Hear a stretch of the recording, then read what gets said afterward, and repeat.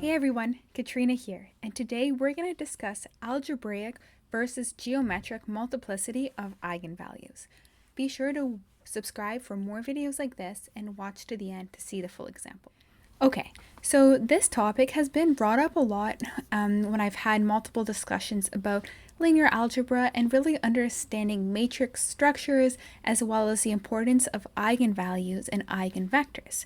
So what is, first of all, algebraic multiplicity and geometric multiplicity? What does it mean in terms of the eigenvalues and eigenvectors of the matrix? And also, what does it tell us about whether a matrix is diagonalizable or not? So these are the concepts we're going to dive into today. So we're going to start off by looking at the definition for algebraic multiplicity of an eigenvalue.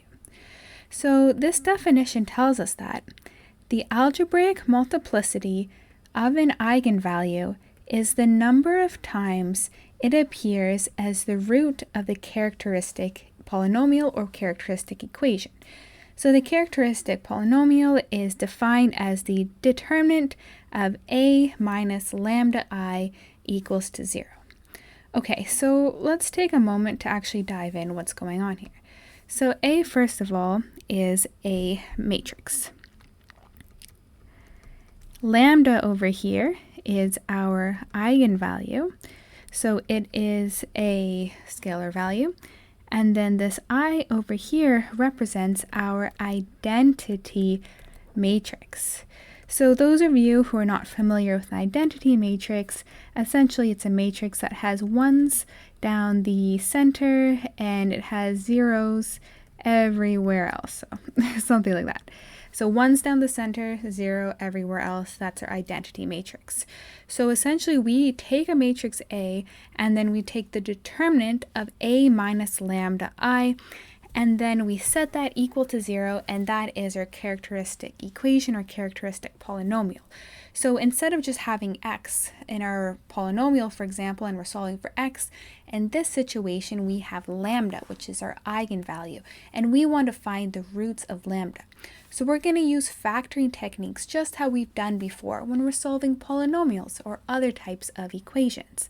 Okay, so if you need any help with factoring, be sure to check out my factoring playlist because we cover all of that previously, so I've got you covered. So if we just look at this quick example over here, we want to determine what is the algebraic multiplicity of each of our eigenvalues over here. So this equation has already been nicely factored for us. So in order to, really understand this and understand the algebraic multiplicity, we're going to rewrite this a little bit. So we're going to essentially expand this. So we have lambda minus 2, times lambda minus 2 times lambda plus 1. That way we can see each of these terms. So in order to solve for lambda, what do? We just have to take each one of our terms and set it equal to 0. So we have then that, we'll say that lambda 1 equals to 2, and then we've got lambda 2 equals to 2, and then finally we've got lambda 3 equals to negative 1. But in this case, we can see that lambda equals to 2 occurs twice. So this part over here occurs twice, and then this one over here occurs once.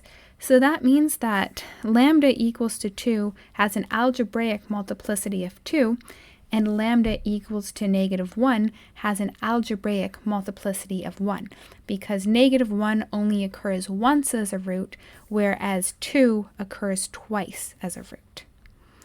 Okay, so now we're going to move on to geometric multiplicity.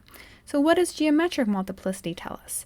It tells us how many independent eigenvectors correspond to each eigenvalue. So essentially, in essence, it is the eigenspace associated to each eigenvalue. So in the example that we saw up here with our lambda minus 2 squared times lambda plus 1, in this case, we can see that lambda equals to 2 has one independent eigenvector, and lambda equals to negative 1 also has one independent eigenvector. So in this situation, even though lambda equal to 2 had an algebraic multiplicity of 2, it has a geometric multiplicity of 1. And our second one had an algebraic multiplicity of 1, but then since it has one independent eigenvector associated with it, it also has a geometric multiplicity of 1. So now let's just take a second to understand geometric versus algebraic multiplicity. So the rule of thumb is that geometric multiplicity will always be less than or equal to algebraic multiplicity. However, if geometric multiplicity equals to algebraic multiplicity, then our matrix is diagonalizable. And if your matrix is diagonalizable, then it has many important properties in linear algebra. It allows us to decompose our matrix using eigenvalue decomposition, and then even potentially we can also use singular value decomposition. So these are other tools that once you know your matrix is diagonalizable, then you're good to go and you can perform multiple other operations. So we're going to go through a couple examples. So my previous examples were more basic. I already gave you the factored form, but I'm going to show you, given a raw matrix, square matrix, how to actually determine the algebraic or geometric multiplicity. Okay, so I have two examples prepared for us today. So for this first example over here, the question is we want to find the algebraic multiplicity. Okay, so we're going to have to then go ahead and use the characteristic polynomial. So I think I gave us some answers ahead, which we'll erase here. So the first step is that we need to find, like I said, the characteristic polynomial and determine how many times each one of our eigenvalues is a root of this characteristic polynomial.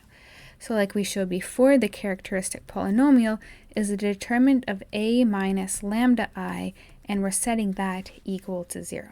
Okay, so let's go ahead and do this. So this will require understanding how to take the determinant of 2 by 2 matrices. I do have a video on that, but just as an aside, I'm going to show you. So if you have some matrix A, which has elements A, B, C, D, so we're going to call this matrix A. The determinant of A equals to AD minus BC. So it will be a scalar value for us. So just make sure that you have this written down so that you know how to find the determinant of a 2 by 2 square matrix. Okay, so now let's apply this here. So looking at our example, we've got, so a minus lambda I. So first we're going to find a minus lambda I. So we have then 2, 0, 1, 1, which is a, and then minus lambda I.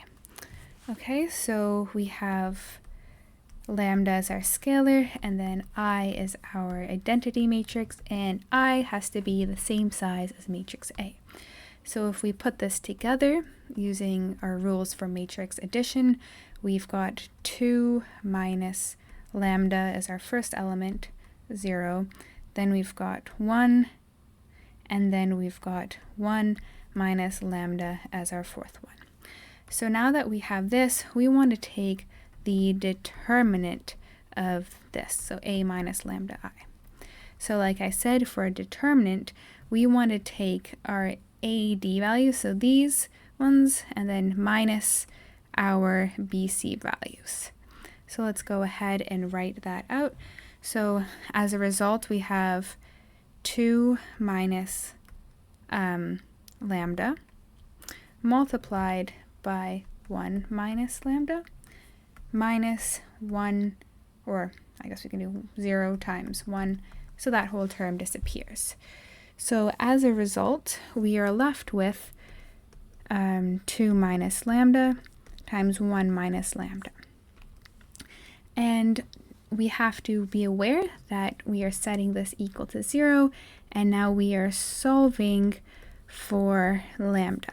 Okay, so if we solve for lambda, we have to set both of these terms equal to 0, and we can see that, let's give us some more space here, that our lambda 1 equals to 2 and our lambda 2 equals to 1. So we can see that each of our eigenvalues only appear once as roots. So that means that the algebraic multiplicity for the first one is 1, and the algebraic multiplicity of our second one is also 1, because they each only occur once as the root in the characteristic polynomial.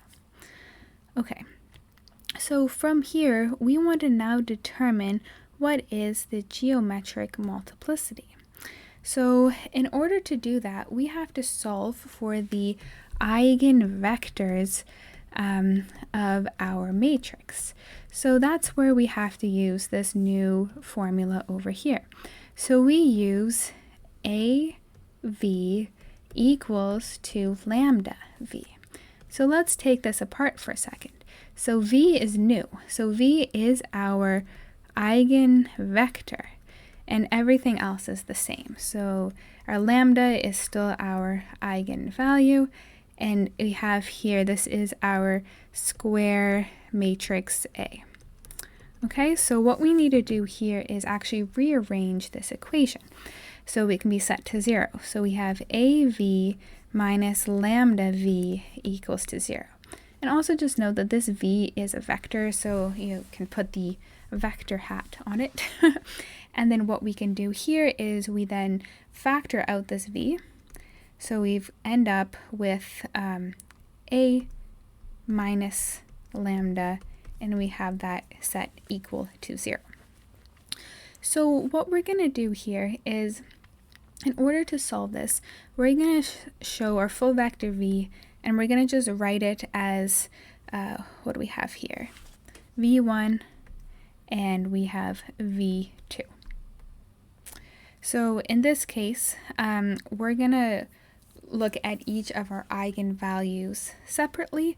So we're just going to focus on our eigenvalue number 1 right now. And remember, our eigenvalue 1 equals to 2. So you would have to do this for each of your eigenvalues. So we're going to start with, we'll call this V1, so which is our eigenvector associated with our eigenvalue 1. So we'll update our notation. So we have V11 and V21. So that just shows us all the elements that exist within that vector. So now that we have this, we need to go ahead and solve our equation. And remember, we're doing this for eigenvalue 1 equals to 2. So just keep that in mind. Okay, so we're going to use our equation. Remember, we've got A minus lambda times V equals to 0. And we're doing this for lambda 1 and V1. So as a result, we've got lambda 1 minus 2, 0, negative 1, and then lambda 1 minus 1. So I'm taking my matrix A minus lambda, multiplying it by my vector V, so I've got V11, V21, and I'm going to set this equal to 0. Now I'm going to plug in my value for lambda 1, so I've got 2 minus 2, 0, negative 1, and 2 minus 1, all multiplied by V11, V21, set that equal to 0. What do we have next? If we solve this, we've got 0, 0, negative 1, and 2 minus 1, multiplied by V11 and V21. Set that equal to 0. Okay. Oh, sorry. We can evaluate that. Okay, so now we have to use matrix multiplication in order to solve this system. So using matrix multiplication, we've got 0v1, v11, plus 0 v21 equals to 0, and then we've got negative v11, sorry, I'm just doing this matrix multiplication here, and then we've got v21 equals to 0, so this is our system. What does this tell us? So our last equation here implies quite evidently that we've got v11 equals to v21. So what does that mean for our actual vector? So that means that our eigenvector number 1 equals to some scalar alpha multiplied by 1, 1. Right? Because if each element equals the same and the scalar alpha, this can be any number, can be any scalar. So we can just say ER. We can just take any values, any real values for that scalar. So then what does this tell us? So that means that the eigenspace, so that's important here. So we've got that the eigenspace of our first eigenvalue, lambda 1, is generated by a single vector. So it's generated by the single vector v1, which equals to alpha 1, 1. Okay, so it's generated by the single vector. And what does that mean? That means therefore it has a dimension equal to 1. Okay, so remember, now we have to go back to our definition for geometric multiplicity. So geometric multiplicity is the eigenspace associated with that vector. So here we found that the eigenspace is 1. We can also look at the other variation of the definition, which tells us that the geometric multiplicity is equal to the number of independent eigenvectors that correspond to that eigenvalue. So here we only have one eigenvector that is associated with our eigenvalue lambda 1 equals to 2. So that means that our geometric multiplicity is equal to 1. And what did we say earlier? We already said that our algebraic multiplicity is equal to 1. So in this case, our geometric multiplicity is equal to our algebraic multiplicity. And if that's the case, then our matrix is diagonalizable. Okay? So here I showed you how to do this with our eigenvalue number 1. So you can repeat like the same process and look for v2, which is associated with our lambda 2, which equals to 1. And you can follow the same process and get the same information. So I'll leave that as an exercise for you. If you have any questions, please be sure to drop them in the comments. I can help you work through that part of the problem. And also stay tuned for some more videos about this topic. In subsequent videos, I will be showing examples where the algebraic multiplicity is 2, whereas the geometric multiplicity would still be equal to 1. And you'll see how to find that mathematically, and you'll also learn what that represents in terms of linear algebra and matrix diagonalizability. So I hope you enjoyed this video. This is a very interesting topic, really diving in more to the analysis of linear algebra and understanding core properties of matrices by looking at their eigenvalues and eigenvector properties. And with that, I will ask you to drop a like if you enjoyed it, subscribe for more videos, and I'll see you next time. Have a nice evening.